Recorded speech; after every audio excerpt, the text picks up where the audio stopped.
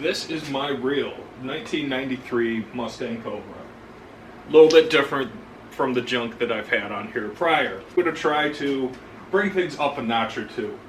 This car came out of Texas, and I mean, it is squeaky clean. I was real particular on not getting a sunroof. I did want leather interior.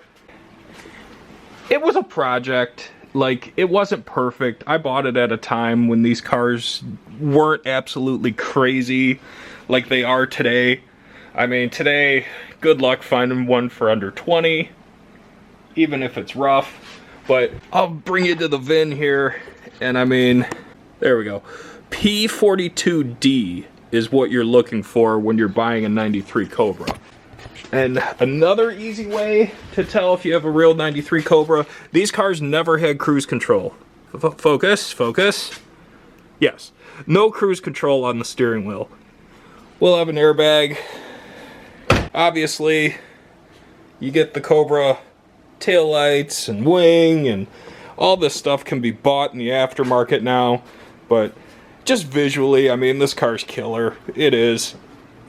It looks like it did at one time get in an accident in the front. The core support's a little wonky, but it developed a hiccup. And what's going on is it runs pig rich at idle. When you're, I would say, half throttle or so, thing runs great. From what I can tell, it's got old school SVO heads on it. Someone's played with it a little bit. You know, there's a aftermarket fuel pressure gauge. It's got nice valve covers on it.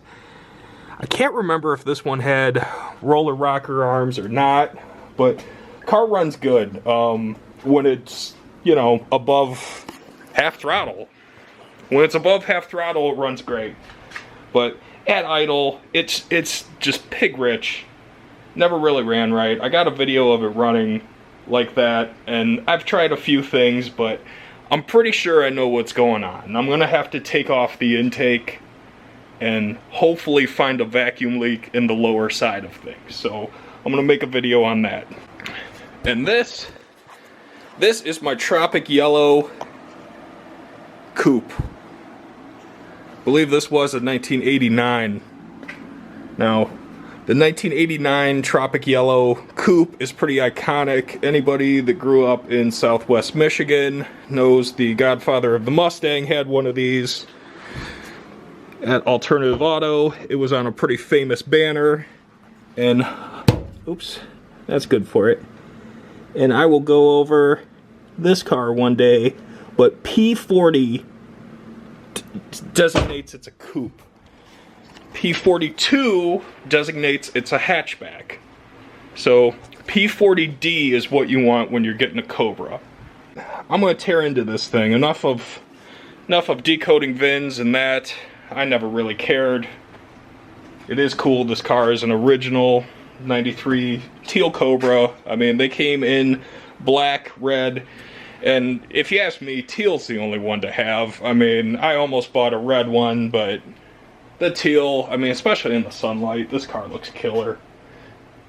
I used to have a Calypso hatch that was just an LX car, and I mean, it looked a lot better than what it was, so unfortunately I kicked that one down the road a long time ago. I'm pretty sure I'm going to find in this lower valley it's going to be sucking air from somewhere, so we'll see. I need to do some work to it to keep all my hoopties happy.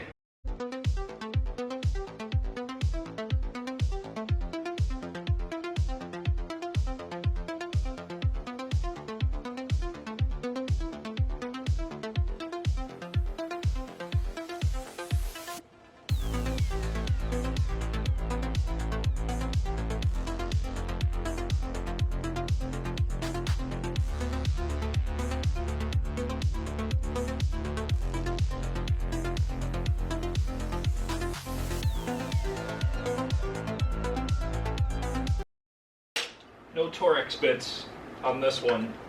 If anybody's ripped apart like a non-HO1 or even an HO1 on a 80s Mustang, you know what I'm talking about. They always strip out and just make things not fun.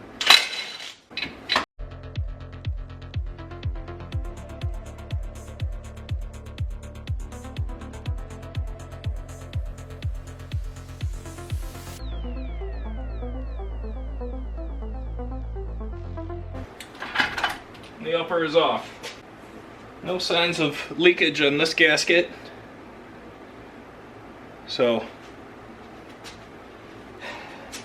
nearly positive it's going to be in this bottom side. I already have the coolant drained. This harness should pretty much flop out of the way.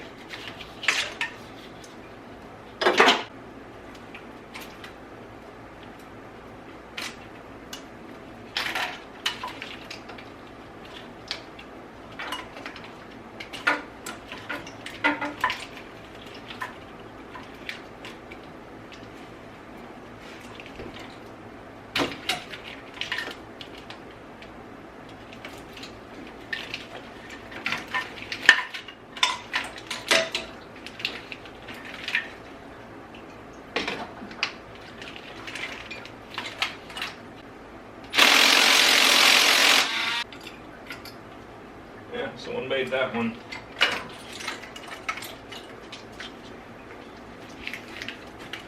Someone's been in this car.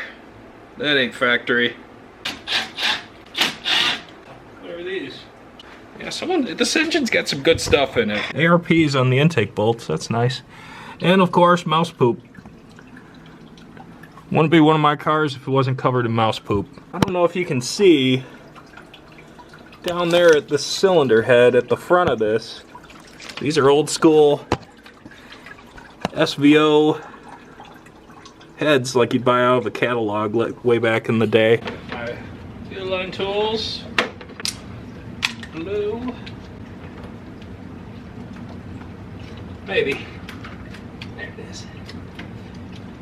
It looks like a green. Come on. Comes.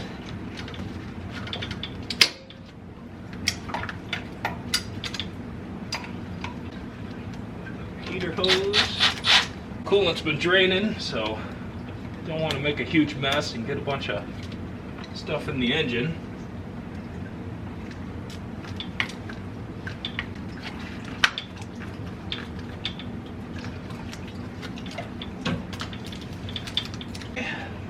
Bypass.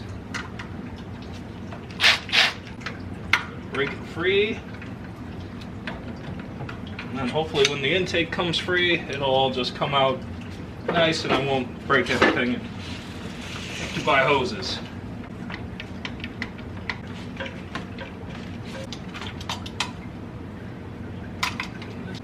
And I'm going to try leaving the distributor in so I don't have to mess with it.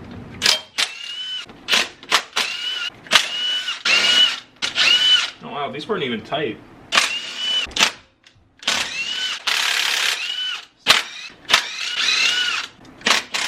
Wonder if I should vac up this mouse poop so it doesn't follow my engine or not. This isn't a go for it, I don't care kind of car, so I should probably be a little bit neat with it. Yeah, that might give me enough room to sneak it out. Now I gotta mess with this thing so I can get that one bolt out. I don't feel like this one's in danger of breaking, but you gotta turn this nut on here and this whole assembly will come out so I can get that bolt. I mean, I could just yank it over and pry, but like I said, this isn't a go for it, who cares kind of car, so. The intake gasket doesn't even look that old. I just wonder if it's the right one. Let's see if this thing comes loose.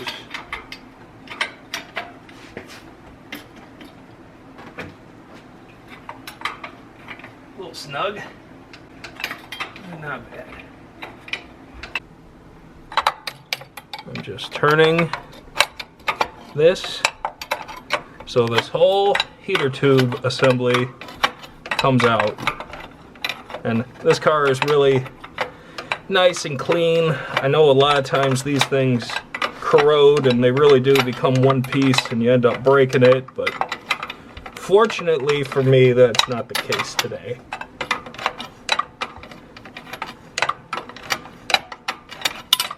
And I think that's it.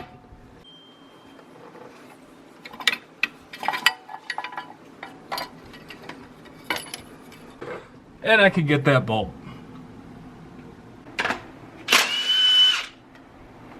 It was snug. And I'm just going to try blowing this mouse poop out of the way. It's not like prehistoric mouse poop where it's just caked on there. It's pretty, oh yeah, moves pretty easily. I want to get that in my mouth. And I'm going to gently pry right here on the thermostat housing bolt, and it should. Yeah. There it goes. Bypass hose off. I may pull a valve cover just for my own curiosity. Like I said, I'd like to see what's in this engine. Come on. Gasket distributor. Really don't want to pull it. Come on. Yes. And there it is. Looks like they use the China rails that came in the kit. I'm not a big fan of these. I just RTV. So let's see. What am I looking for? This one's just flopping.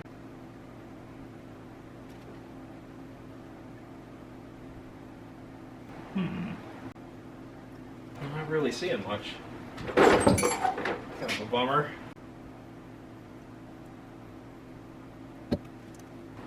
Well,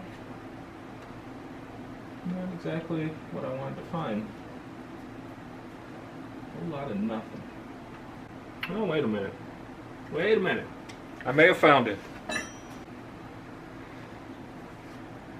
don't know if you could hear the disappointment in my voice, but I wasn't too happy about what I just found.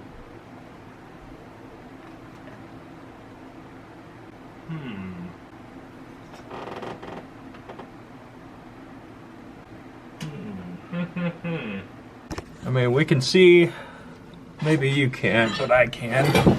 We can see the carbon trail right around here where the gaskets didn't quite match up to the intake.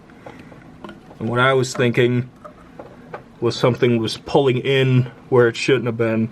Now, although these are very close to the top, it does appear that they are sealing. So that's a bummer. That's not exactly what I wanted to find. That sucks. I cleaned the gaskets up. I took a little bit of material off this head gasket. Now the ports fit absolutely perfect. So I'm not sure if this was the problem, but I cleaned it all up, glued these intake gaskets onto the head, and now I'm gonna flop the intake back on. Okay, I got my RTV laid on the rails, how I like. Intake's all cleaned up. We'll go ahead and flop her on. Hopefully I can get it on in one good solid kaplunk. I should have pulled the distributor, dummy. Yeah, you know what? I'm gonna pull it. That will make this way easier. Now the mouse poop's still stuck. There we go. No more mouse poop. Okay.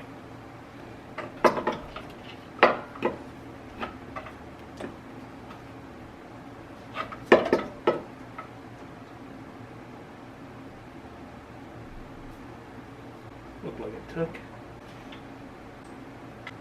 I don't know if I'll be able to look down the runners and see how things look. I'm gonna try.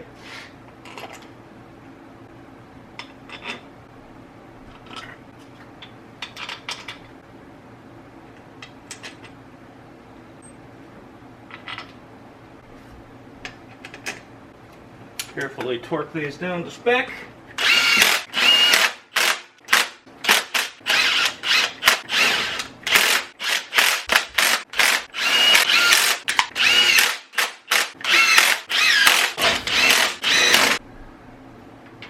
same intake bolts. A little loose. It seemed like when this car warmed up, it was really bad. Like it would leave a little haze of black smoke wherever it sat.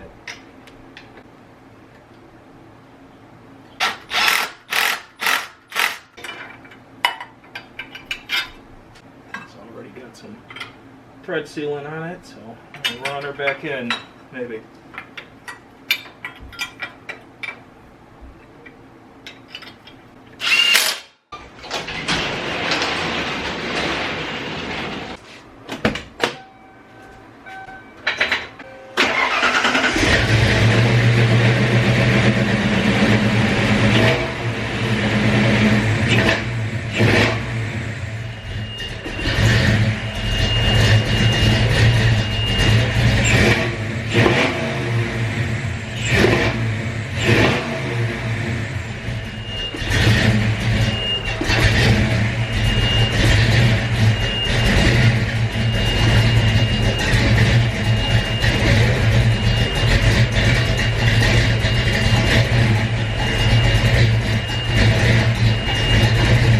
Need to actually time this car right.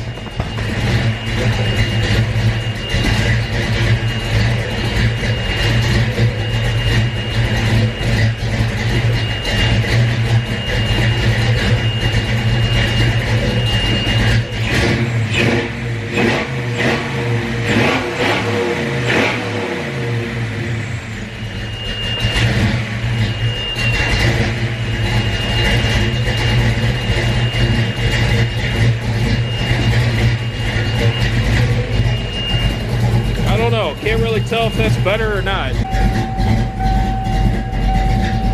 Idle's a lot better.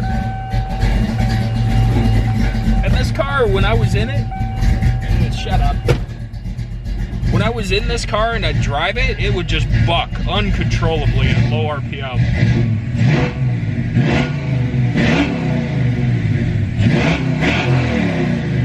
Oh man, she sounds good.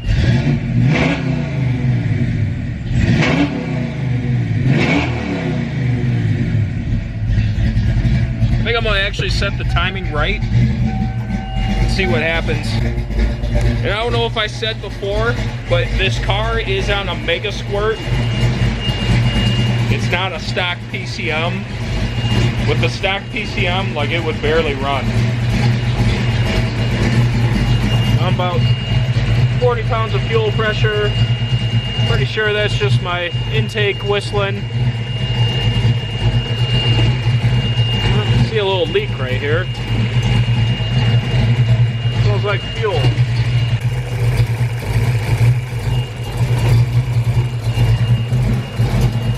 I don't see anything coming back. Pretty sure it's just the intake whistling. Okay, car's all back together. I got the timing set about 36 degrees. It all comes in about 3,800. 3,600.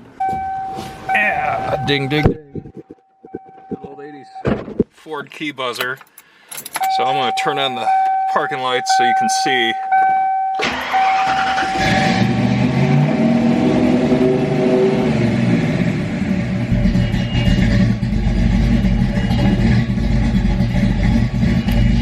So I wasn't on the throttle any. It was just hanging there. Like, we can shut it off and start it up again.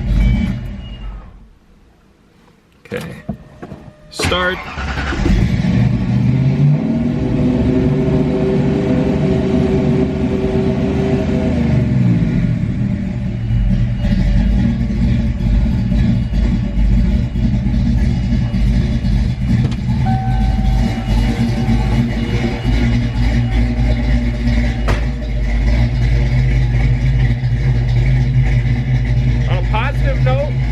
It's way better. Like, with it just running that long, there would be smoke in the air, and it's actually decent.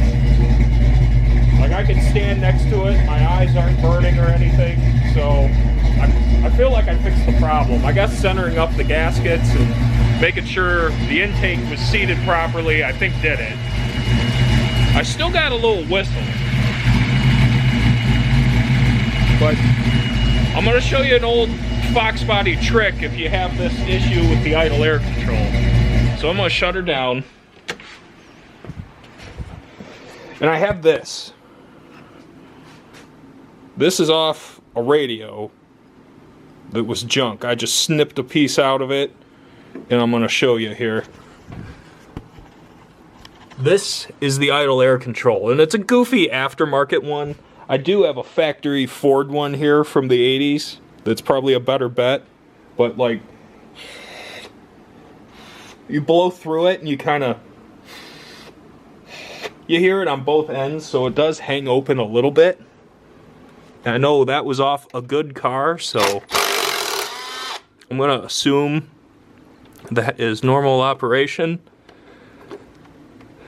So hard to do with the camera. Well, I'm going to show you what's going on. So you have two ports. You have two ports here. One is before the throttle blades, one is after. And that's how it kind of bypasses the throttle blade inside, and that's what makes that idle jump up. Now, an old trick. Early 4.6 cars were really bad for this. You put this restrictor, we'll call it, in between them, and it really settles the idle down. Like, I remember back in the day, my buddy had a 96 Mustang, and it lingered horrible. Like, you fire it up, and I mean, it didn't linger this bad, but it was noticeable.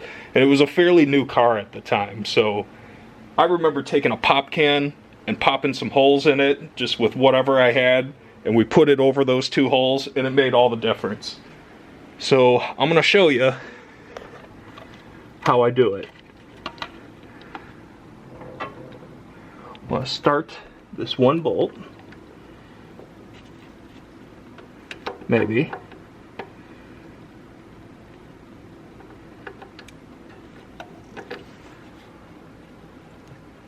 Okay, one bolt is started.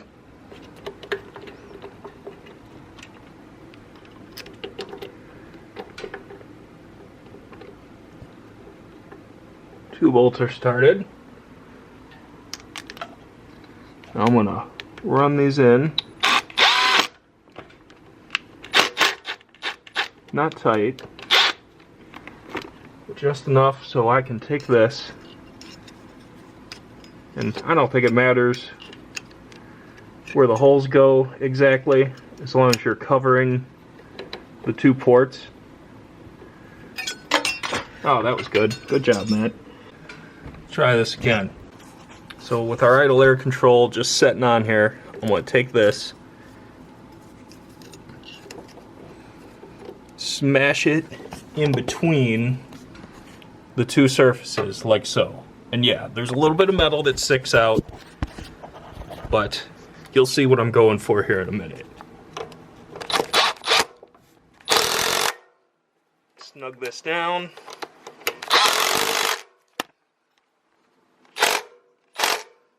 Like so. And you see the finished product. It's a piece of metal in between it that kind of restricts the two holes.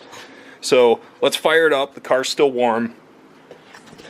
Holding fuel pressure still, so I'm not really concerned about my leak. So it looks like it's all gone. I don't know what that was all about, but we'll keep an eye on it. And let's see what happens now.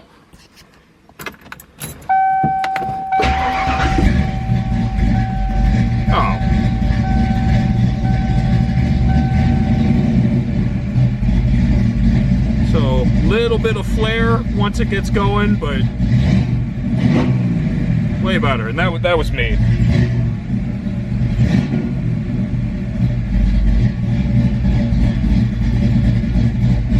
We're at, I don't know, what's that idling at? Maybe 950, 1,000. Idle's a little high. So let me try it one more time. And it is a little warm.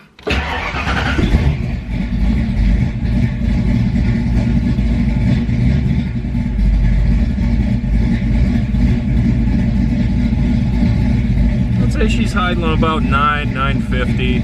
Probably a little high. I can back down the idle manually, but you see what I'm saying? That made all the difference. And like I said, standing behind this thing, I mean, it would burn your eyes. You would think there was some just absolute monster truck just burning nitromethane. I mean, just spewing stuff into the air. I mean, it was bad. It was pretty embarrassing to go anywhere in it. But I can even fine-tune that, you know, like I haven't gotten into the Mega Squirt a ton. There's a way to get in it with a laptop and mess around, but this is right out of the box, and I mean, I can tell already.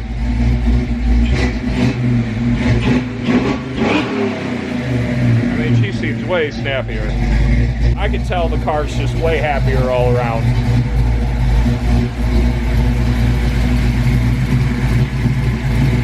So, timing was set correctly. I put that piece in there to, you know, tame the idle. I mean, just a world of difference.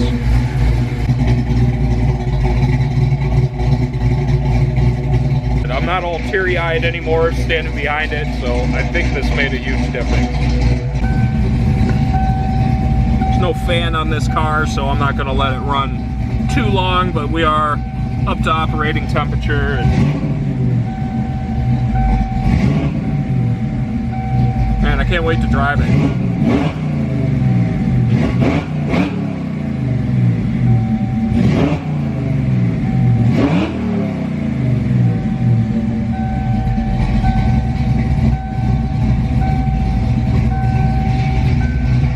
Nothing sounds like a healthy 5-liter when they're right.